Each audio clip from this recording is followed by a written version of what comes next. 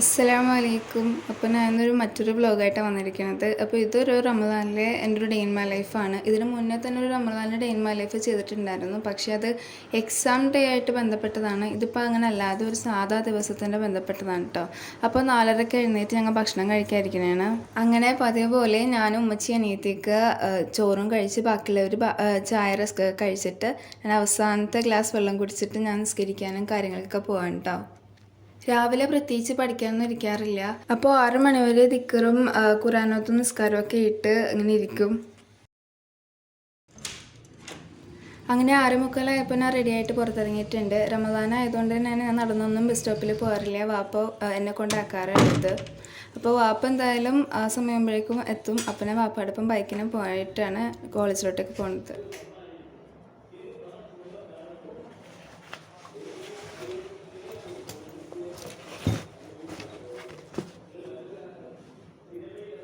അങ്ങനെ 2:30 ഞാൻ വീട്ടിലെത്തിയിട്ട് പിന്നെ ഒന്ന് കുറച്ച് റെസ്റ്റൊക്കെ എടുത്ത് നിസ്കാരം എല്ലാം കഴിഞ്ഞ് 3 മണിക്ക് ഞാൻ പഠിക്കാതിരുന്നിട്ടുണ്ട്. കാരണം രാവിലെ ഒന്നും ഞാൻ പ്രത്യേകിച്ച് പഠിക്കാതിരിക്കാറൊന്നും ഇല്ല. അതുകൊണ്ട് തന്നെ ഞാൻ വന്നിട്ട് അധികം വൈകാതെ തന്നെ പഠിക്കാതിരിക്കാറുണ്ട്. അങ്ങനെ ഈ വൈകുന്നേരത്തിനുള്ളിൽ എനിക്ക് ഒരു GT എന്ന് പറഞ്ഞ വിഷയമുണ്ട്, ജിയോ ടെക്നിക്കൽ എന്ന് പറഞ്ഞ വിഷയത്തിൻ്റെ ഒരു മോഡൽ തീർക്കണമെന്നുണ്ട്. അപ്പോൾ ഇതൊരു പ്രാക്ടിക്കലും തിയറിയും എല്ലാം കൂടി മിക്സ് ആയിട്ടുള്ള ഒരു സബ്ജക്റ്റാണ്. സാധാരണ ഇങ്ങനത്തെ സബ്ജക്റ്റിന് പ്രാക്ടിക്കൽ കാര്യങ്ങളൊക്കെ നോട്ടിൽ എഴുതിയിട്ട് തിയറി കാര്യങ്ങളൊക്കെ ഞാൻ പ്രിൻ്റ് എടുത്താൽ ചെയ്യാറ്. ഇതിപ്പോൾ എന്തായാലും എനിക്ക് സമയമുണ്ട്, പിന്നെ എനിക്ക് എഴുതാനൊക്കെ തോന്നിയതുകൊണ്ട് തന്നെ ഞാൻ പകുതിയോളം തിയറീസ് ഞാൻ ഒരു നോട്ട്ബുക്കിൽ എഴുതിയിട്ടുണ്ടായിരുന്നു. ബാക്കി കുറച്ച് തിയറീസും കാര്യങ്ങളും എനിക്ക് എഴുതാനുണ്ടായിരുന്നത് അതിപ്പോൾ ഞാൻ എഴുതിക്കൊണ്ടിരിക്കുന്നത് കേട്ടോ. പിന്നെ നോട്ട് എഴുതുന്നു പറയുമ്പോൾ സാറ് തന്ന PDF അതേന്നും പറഞ്ഞ് പകർത്തില്ല കേട്ടോ ചെയ്യുന്നത്. എനിക്ക് മനസ്സിലായിട്ട് കുറേയൊക്കെ ചുരുക്കിയും എനിക്ക് പെട്ടെന്ന് ഓർത്തെടുക്കാൻ പാകത്തിന് അത്ര ഭയങ്കര ഷോർട്ടായിട്ടാണ് ഞാൻ ഇങ്ങനെ എഴുതി പോണത്. അല്ലാതെ ഇങ്ങനെ എല്ലാ നോട്ട് എഴുതാനാണെങ്കിലും നമുക്ക് തീരാനൊന്നും പോണില്ല. അപ്പോൾ അതിന് അത്യാവശ്യം ഒന്ന് വായിച്ച് നോക്കും, എന്നിട്ട് എനിക്ക് മനസ്സിലായ രീതിയിൽ എഴുതും. അങ്ങനെയാണ് ഞാൻ ഇപ്പോൾ തൽക്കാലം നോട്ട് എഴുതി പോണത്. പിന്നെ അതിൽ ഡ്രോയിങ്സും ഒക്കെ ഞാൻ ഇപ്പോൾ തന്നെ അങ്ങ് വരച്ച് പോകണുണ്ട്.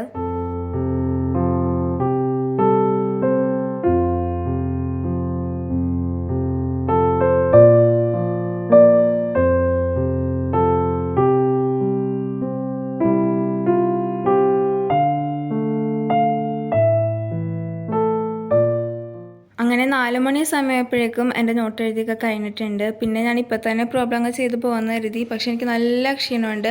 അപ്പോൾ പുറത്തൊക്കെ ഇറങ്ങി കുറച്ചൊന്ന് റെസ്റ്റൊക്കെ ചെയ്തിട്ട് മാത്രം ബാക്കി പ്രോബ്ലം ചെയ്യാമെന്ന് കരുതി. അപ്പോഴേക്കും ഞങ്ങൾ കുരുമുളക് പറിക്കാൻ പോയിട്ടുണ്ട്. ഇതിന് തൊട്ട് മുന്നേ എടുത്ത് പറിച്ചുകൊണ്ട് തന്നെ ഇത്തിരി ഉള്ളൂ. പിന്നെ ഉള്ളതാണെങ്കിലും ഭയങ്കര പൊക്കത്താണ്. അപ്പോൾ ഇപ്രാവശ്യം കിട്ടിയ കുരുമുളക് ശരിക്കും പറഞ്ഞാൽ ഇച്ചിരി കിട്ടിയിട്ടുണ്ടായിരുന്നുള്ളൂ. ഒരുപാട് പൊക്കത്തുള്ളതുകൊണ്ട് തന്നെ അത്രയും ഞങ്ങൾക്കൊന്നും ഏണിയിട്ട് കയറാൻ പറ്റാത്തൊരു ഇത്ര പൊക്കത്തിൽ തന്നെ ആയിരുന്നു. പിന്നെ അതെല്ലാം കഴിഞ്ഞ് ഞാൻ പിന്നെ വീണ്ടും പഠിക്കാൻ കയറി.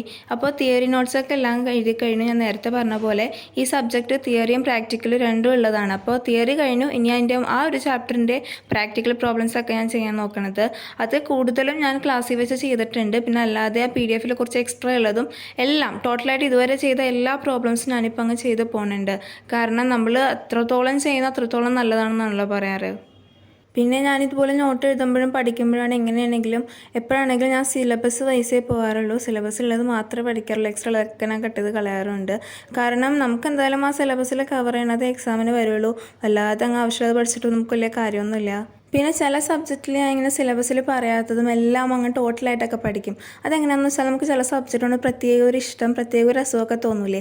അങ്ങനെയുള്ള സബ്ജക്റ്റ് ആകുമ്പോൾ ഞാനിങ്ങനെ സകലത്ത് ഇങ്ങനെ വാരി വലിച്ച് നല്ല ഇങ്ങനെ ഡീപ്പായിട്ടൊക്കെ പഠിക്കും. അല്ലാത്ത നമുക്ക് സബ്ജക്റ്റൊക്കെ ഉണ്ടെന്നാണെങ്കിൽ ഞാൻ പരമാവധി ഇങ്ങനെ ജസ്റ്റ് അങ്ങനെ അറിയാമല്ലോ, നമ്മളിങ്ങനെ ജസ്റ്റ് ഒന്ന് അത്യാവശ്യമുള്ളത് പഠിച്ചിട്ടൊക്കെ വിടുക ചെയ്യാറ്. അങ്ങനെ 6 മണി സമയപ്പോഴേക്കും ഞാൻ അത്യാവശ്യം കഴിഞ്ഞു. ഒരു 2-3 ക്വസ്റ്റ്യൻ കൂടിയുള്ളൂ. എന്തായാലും ഞാൻ നിർത്തിയിട്ടുണ്ട്. കാരണം അടുക്കളയിൽ നോമ്പുറക്കുള്ള കാര്യങ്ങൾ ചെയ്യണം.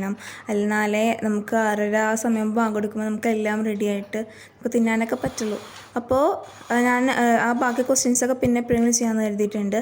ഞാൻ അടുക്കളയിലോട്ടേക്ക് പോകാൻ പോകണേന്.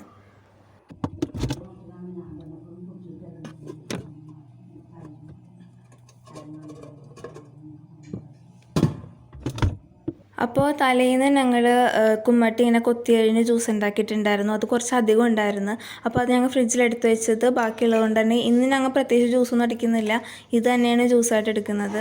പിന്നെ സാധാരണ ഒരുപാട് ഫ്രൂട്ട്സൊക്കെ ഉണ്ടാവാറുണ്ട്. ഇന്ന് എന്താണെന്നറിയില്ല, ചുവന്ന കുമ്മട്ടിയുടെ ജ്യൂസും ഫ്രൂട്ടായിട്ട് മഞ്ഞക്കുമ്മട്ടി അങ്ങനെ നമുക്കുള്ളത്. പിന്നെ ഞാൻ കഴിഞ്ഞ നോമ്പിൻ്റെ വ്ളോഗിൽ പറഞ്ഞിട്ടുണ്ടായിരുന്നു ഞാൻ 2-3 റമദാൻ തൊട്ട് ഇങ്ങനെ പൊരിപ്പലഹാരമൊക്കെ ഒഴിവാക്കിയിരിക്കുന്നതാണ്.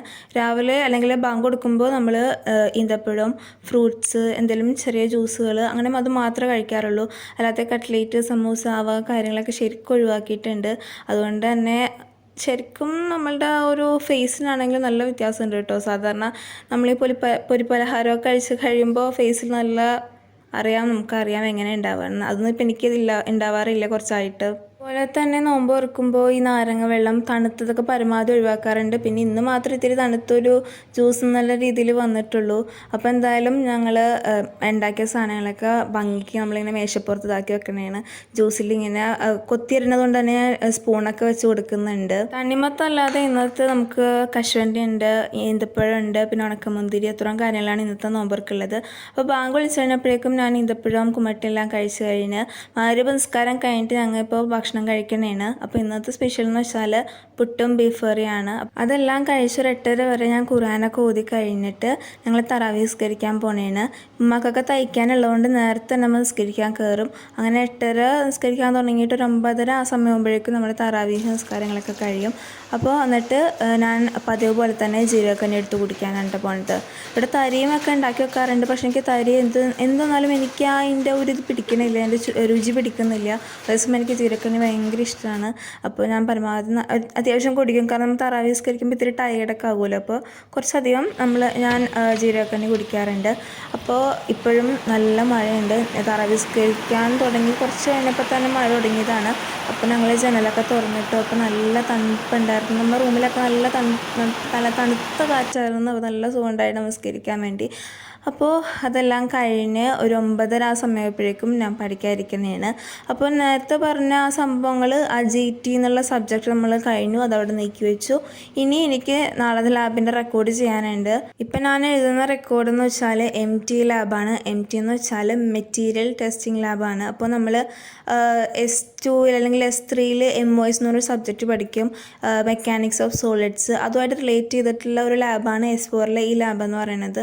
എന്ന് വെച്ചാൽ ഒരു ഇരുമ്പിന് അല്ലെങ്കിൽ ഒരു സ്റ്റീലിന് എന്തോരം വെയിറ്റ് താങ്ങാൻ പറ്റും, അങ്ങനത്തെ ആ ഒരു മേഖലയിൽപ്പെട്ട ലാബാണ് കേട്ടോ ഇതെന്ന് പറയണത്. അപ്പോൾ അതിൻ്റെ റെക്കോർഡ് എഴുതിക്കൊണ്ടിരിക്കുന്നതാണ് ഞാൻ.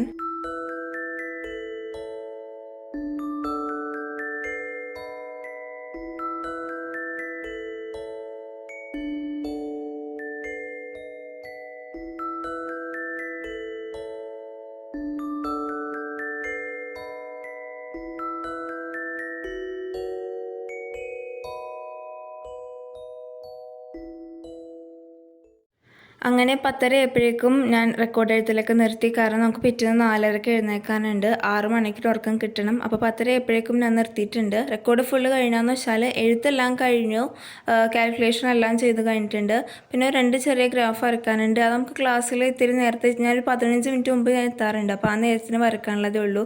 അപ്പോൾ ഗ്രാഫ് അവിടെ ചെന്നിട്ട് വരയ്ക്കും. അപ്പോൾ ഇത്രയൊക്കെ ഉള്ളൂ ഇന്നത്തെ വീഡിയോ എന്ന് പറയുന്നത്. നിങ്ങൾക്ക് വീഡിയോ ഇഷ്ടമുണ്ടെങ്കിൽ ലൈക്ക് ചെയ്യുക, ഫ്രണ്ട്സിന് എല്ലാവർക്കും ഷെയർ ചെയ്യുക. പിന്നെ ഇതുപോലത്തെ വീഡിയോക്ക് വേണ്ടി എൻ്റെ ചാനൽ സബ്സ്ക്രൈബ് ചെയ്യുക. എന്തെങ്കിലും കമൻറ്റ് ഉണ്ടെങ്കിൽ നിങ്ങൾ ധൈര്യമായിട്ട് അങ്ങ് ഇടാട്ടോ. അപ്പോൾ അടുത്ത വീഡിയോയിൽ കാണുന്നവരെ ബൈ ബൈ. അപ്പോൾ ഒരു കാര്യം കൂടി ഞാൻ പറയാൻ വിട്ടുപോയി, സബ്സ്ക്രൈബ് ചെയ്യുമ്പോൾ തൊട്ടടുത്തുള്ള ബെല്ലൈക്കണും കൂടി ക്ലിക്ക് ചെയ്യുക. അപ്പോൾ നിങ്ങൾക്ക് എല്ലാ നോട്ടിഫിക്കേഷനും കിട്ടുന്നതാണ് കേട്ടോ. അപ്പോൾ നേരത്തെ പറഞ്ഞ പോലെ തന്നെ അടുത്ത വീഡിയോയിൽ കാണുന്നവരെ ബൈ ബൈ.